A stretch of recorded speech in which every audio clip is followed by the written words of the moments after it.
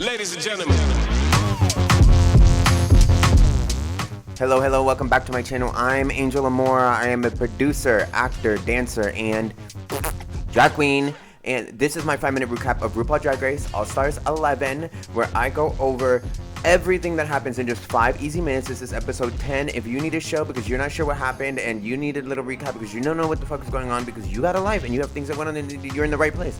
And you're here. So like and subscribe. Let's get into it. Alright, y'all. So we officially made it to episode 10. Titled Tell Me Something Good, and the game has been completely turned on its head because this week marks the legendary bracket merge.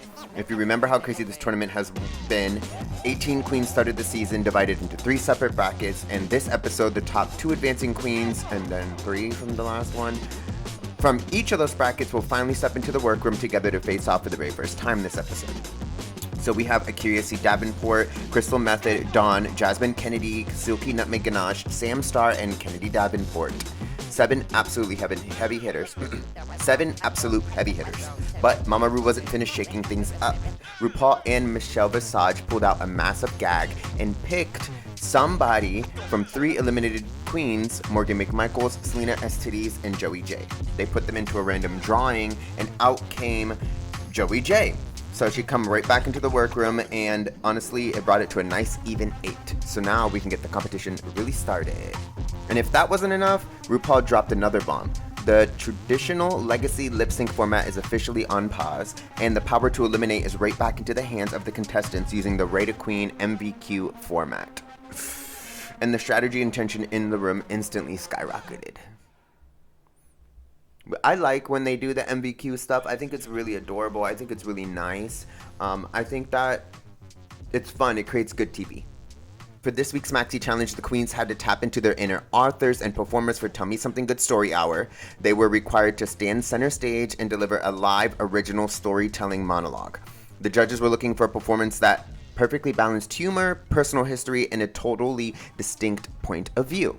Some of them aced it, some of them were so confusing. To help them guide through, we had comedian Evan Mulrooney join the panel as the guest judge this week, giving the queens some heavy coaching before they hit the main stage.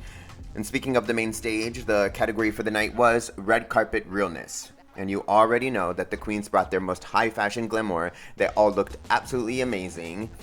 I loved it. It was stunning to me. I loved it. It looked so amazing. I love when it's red carpet. Who doesn't love a good red carpet glam? I know I do. Let's break down how the cookie crumbled. So, we started with taking the crown for a storytelling challenge with a set that completely won over the judges, and that was Crystal Method, making it a well-deserved challenge win. But then came the dark side of the evening, the voting. So the queens went backstage to rate each other, and when the tallies came back, the bottom 2 were Akira C. Davenport and Kennedy Davenport. But with the Davenports in the bottom, how sad. This is so sad. This is not what we want. They both lip sync to an iconic track, Nobody's Supposed to Be Here, the Hector Dance remix by Deborah Cox. They both absolutely turned it out, leaving every single ounce of their soul on that stage.